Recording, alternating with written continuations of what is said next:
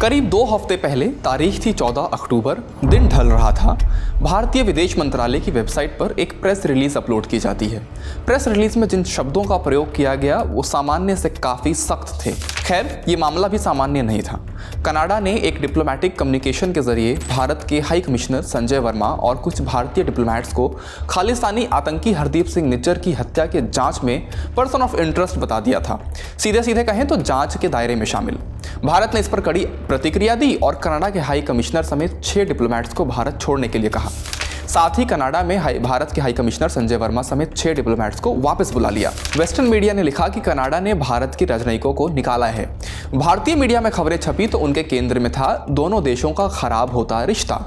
इसी खराब होते रिश्ते के असर की बात आज हम कर रहे हैं। इस असर का दायरा इतना बड़ा है कि इसका अंदाजा इस बात से लगा सकते हैं कि दोनों देशों के बीच सालाना 8 अरब डॉलर का व्यापार है। भारत में 600 से ज़्यादा कनाडाई कंपनियां मौजूद हैं।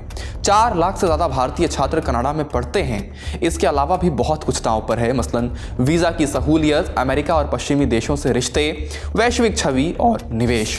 ऐसे में इंडिया टुडे मैगजीन में छपी प्रदीप सागर की इस खास रिपोर्ट के जरिए आपको बताएंगे कि रसातल में जाते भारत कनाडा के रिश्तों का असर आने वाले समय में क्या हो सकता है।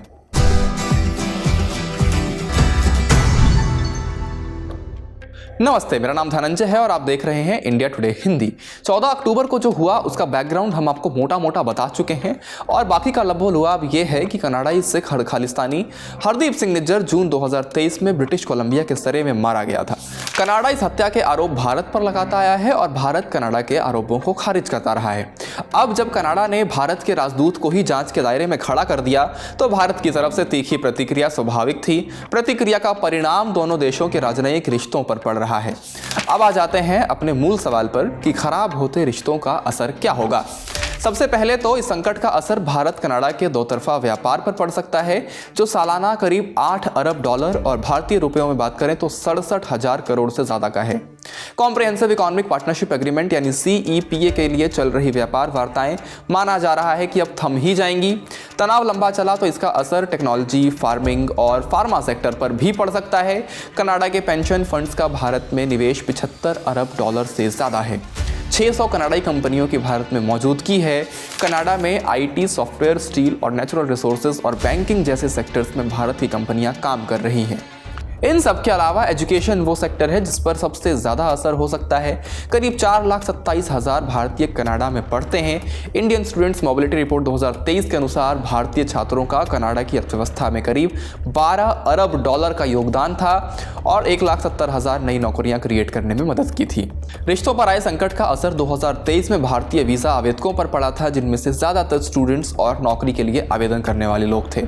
रिश्ते और ख़राब होने की हालत में वीज़ा का मामला भारतीय छात्रों के लिए और मुश्किल हो जाएगा। इसका प्रभाव कनाडा पर भी पड़ेगा क्योंकि लाखों की संख्या में छात्र वहां जाकर पैसा खर्च करते हैं और उनकी इकोनॉमी को मजबूत करते हैं। अगर ये विवाद और आगे बढ़ता है तो भारत और कनाडा दोनों एक दूसरे की गुड्स एंड सर्विसेज पर सख्त टैरिफ लागू कर सकते हैं। भारत के परमाणु ऊर्जा, प्रतिरक्षा जैसे संवेदनशील क्षेत्रों के साथ बैंकिंग और फाइनेंस में कनाडा के निवेश पर पाबंदियां लग सकती हैं। कनाडा भी भारत में अपने FDI में कमी ला सकता है। भारत कनाडा के नागरिकों के लिए वीज़ा शर्तें कड़ी कर सकता है या कनाडा के खालिस्तान समर्थकों की यात्रा पर रोक लगा सकता है। इन सब के अलावा भारत के पश्चिमी देशों के साथ संबंधों पर भी असर पड़ सकता है। अमेरिका और ब्रिटेन जैसे देश खुलकर कनाडा के पक्ष में आ चुके हैं। ये देश 5 आई इंटेलिजेंस ग्रुप का हिस्सा हैं। सुरक्षा विशेषज्ञों का मानना है कि कनाडा में निज्जर और अमेरिका में पन्नू के मामलों की जांच दोनों देशों ने आपसी तालमेल के साथ की है और दोनों मामलों में ये अचानक हलचल आना भारत को घेरने की संगठित कोशिश है। ट्रूडो खुद ये बात मान चुके हैं कि उन्होंने निज्जर के मामले में खुफिया जानकारी साझा की है। अमेरिका भी कह चुका है कि भारत जांच में कनाडा का सहयोग नहीं कर रहा। लेकिन अब आते हैं दूसरे बड़े सवाल पर कि ये गतिरोध खत्म कैसे हो। इसका सॉल्यूशन इसलिए भी मुश्किल नजर आ रहा है क्योंकि दोनों देश एकदम विरोधाभासी बातें कर रहे हैं। कनाडा कहता है कि उसने निज्जर की हत्या में भारतीय एजेंट्स के शामिल होने का सबूत भारत को दिया है। भारत का कहना है कि कोई सबूत नहीं दिया, इसलिए अभी निकट भविष्य में तो कोई समाधान नुकसान होता नजर नहीं आ रहा। कनाडा में भारत के उच्चायुक्त रह चुके अजय बिसारिया कहते हैं कि कनाडा की कार्रवाई अति और बेवजह तूल देने वाली है। भारत अब इस मामले को और आगे तूल नहीं देना चाहता और कनाडा के साथ रिश्तों को नुकसान भी नहीं पहुंचाना चाहता है।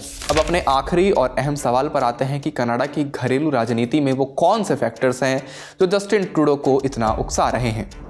कनाडा में ट्रूडो की लोकप्रियता गिर रही है। सत्तारूढ़ लिबरल पार्टी टोरंटो और मॉन्ट्रियल में हुए संसदीय उपचुनाव हार गई। 2025 में होने वाले संघीय चुनाव से पहले उनका इस्तीफा मांगा जा रहा है और पिछले हफ्ते दूसरे संसदीय विश्वास प्रस्ताव पर उनकी सरकार बाल बाल बची है। खालिस्तानी समर्थक जगमीत सिंह की अगुवाई वाली न्यू डेमोक्रेटिक पार्टी ने उनकी सरकार से समर्थन वापस ले लिया। इसके बाद से ट्रूडो अपने को बचाए रखने के लिए 7,70,000 की सिख आबादी को खुश करने में जुटे हैं। इनमें से कई लोग खालिस्तानियों के हमदर्द भी हैं। He has a number of friends who are known India baiters, who are anti-India elements and who are pro-Khalistan elements as well. Yes, there are people around him who have sympathy towards Khalistan. विशेषज्ञों का मानना है कि जब तक Trudeau Canada की सरकार में है तब तक भारत कनाडा संबंध सामान्य होते नहीं दिखते। अब भारत की निगाहें कनाडा में 2025 में होने वाले चुनावों पर टिकी होंगी। भारत कनाडा के संबंधों में आती गिरावट पर आपका क्या मानना है, हमें कमेंट बॉक्स में जरूर बताएं। इस वीडियो में फिलहाल इतना ही। शुक्रिया।